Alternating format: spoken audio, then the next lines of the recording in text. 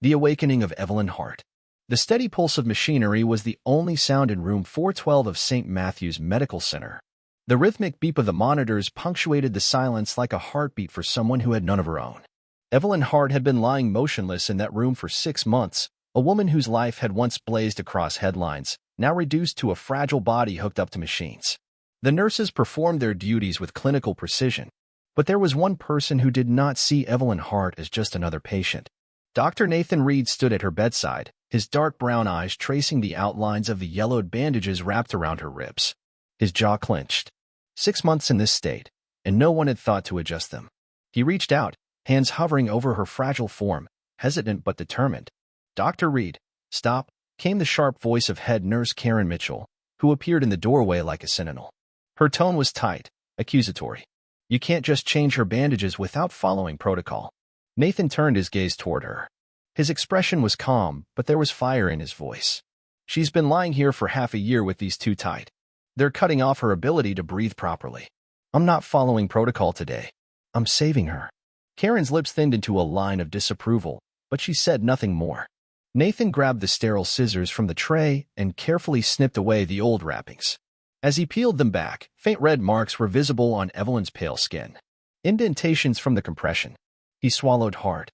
"She's suffocating under your bureaucracy," he said quietly, replacing the dressings with fresh ones. He wrapped them snug but gentle, ensuring her chest could rise and fall with ease. "You're risking your career," Karen murmured. Nathan didn't answer. His hands worked efficiently, smoothing the new bandages with practiced care. Then he stepped back, wiping his hands on his coat, his gaze lingering on Evelyn's face. And then it happened. The heart monitor, steady at 60 beats per minute for months, suddenly spiked. 65, 70, 75. Nathan's breath caught. Karen's clipboard slipped from her grasp, clattering onto the linoleum floor. Evelyn's chest hitched faintly. Her lips parted a fraction. A breath, almost a sigh. For the first time in half a year, Evelyn Hart was stirring. And nothing at St. Matthew's Medical Center would ever be the same again. 6 months before, Evelyn Hart's life was a media frenzy. At 32, she was the youngest self-made billionaire in American history. The founder and CEO of Hart Technologies, a groundbreaking software firm that had revolutionized AI applications, she had gone from coding in her dorm room to leading a global empire. But fame made her enemies. Rivals on Wall Street, competitors in Silicon Valley, even estranged family members, all eyed her throne. It was a rainy night on the Pacific Coast Highway when Evelyn's Mercedes careened off the road. No witnesses. No cameras. Just a mangled wreck discovered by a passing motorist. The cause of the crash was deemed inconclusive. Her injuries? Mild concussion. Minor bruises. Nothing life-threatening.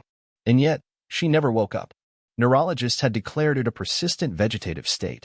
Unclear, they wrote in their notes. Nathan Reed didn't buy it. The doctor's suspicion. Nathan had been an ICU attending for 3 years. He'd seen comas that didn't make sense. Evelyn's condition gnawed at him. Every chart he read, every scan he reviewed, screamed of something unnatural. There were no blood clots, no swelling, no reason for her not to wake up. Until he noticed something strange. Her breathing seemed too shallow. Her vitals too consistent. As if maintained. Then there were the bandages too tight. Small things. Easy to overlook. And then the discovery that changed everything. One night, unable to sleep, Nathan wandered into the supply room, ostensibly to retrieve some saline. Something made him search deeper, behind gauze and cotton. There he found it, an unmarked vial. Clear liquid. No label. Half full. He pocketed it, his heart pounding. The next day, he sent it to a friend, Jason Wu, a lab tech who owed him a favor. "Off the books," Nathan whispered. 2 days later, Jason called. "You found something," Nathan said, gripping the phone tightly. "It's a low-dose anesthetic," Jason explained. "Not enough to knock someone out. Just enough to keep them from fully waking up." Nathan felt his stomach lurch. Someone had been keeping Evelyn sedated. The investigation. Nathan wasn't naive. Evelyn Hart was a powerful woman with enemies.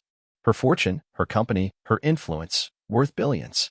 If someone wanted her out of the picture without killing her outright, this was the perfect way. His mind raced with questions. Who stood to benefit? Who visited her room regularly? Daniel Hart. Her younger brother. Daniel had stepped into Evelyn's shoes since her accident. Running Hart Technologies with surprising efficiency, Daniel had quickly assumed the role of CEO. But Nathan's gut said something wasn't right. Reviewing security footage from months before, Nathan found it. Daniel slipping something to a nurse during a late-night visit. Jenny Cole. Quiet. Unassuming. Nathan had barely noticed her before. He confronted her.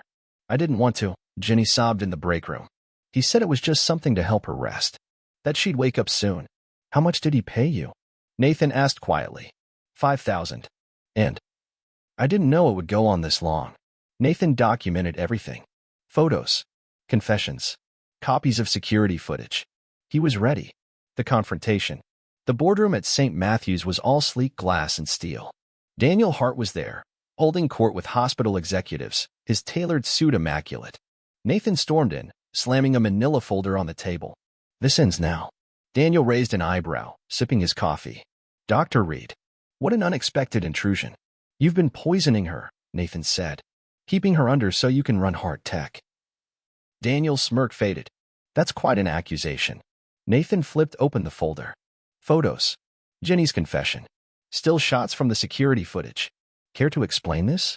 For a moment, Daniel said nothing. Then he smiled again, but it was cold. You've made a mistake. No, Nathan said. You have.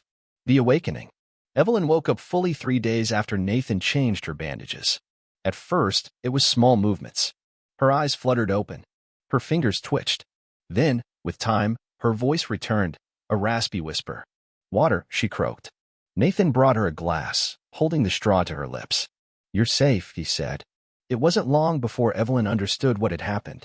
Nathan explained everything. Daniel's betrayal. The drugging. How close she had come to never waking up. You saved me, she whispered. I'm just glad you're back, he replied. The battle for justice. Once Evelyn was strong enough, they took their case to court. The evidence was undeniable. Daniel Hart was charged with attempted murder and fraud. The media frenzy was enormous. Evelyn took the stand, her voice firm despite the cane she used to steady herself. My brother betrayed me. He stole my life. But I'm taking it back. Daniel was sentenced to 15 years in prison.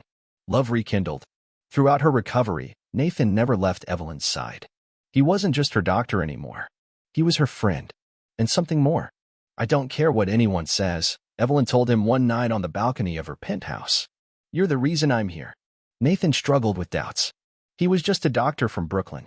She was a billionaire genius. But Evelyn silenced him. You saved me. And I'm not letting you go. A new beginning. They married in a small ceremony at a park in Queens. No paparazzi. No headlines. Just 20 close friends and family. Evelyn sold most of her shares in Hart Technologies. She used the money to open the Hart Reed Clinic, offering free health care to underserved communities. Nathan ran the clinic. Evelyn handled the business. They worked side by side, their love deepening with every passing day. Epilogue. A year later, standing on the clinic's porch, Nathan squeezed Evelyn's hand. Worth it? He asked. Every second, she replied. The sun set over New York City, casting them in golden light. Their story wasn't just about survival. It was about hope, about second chances, and love.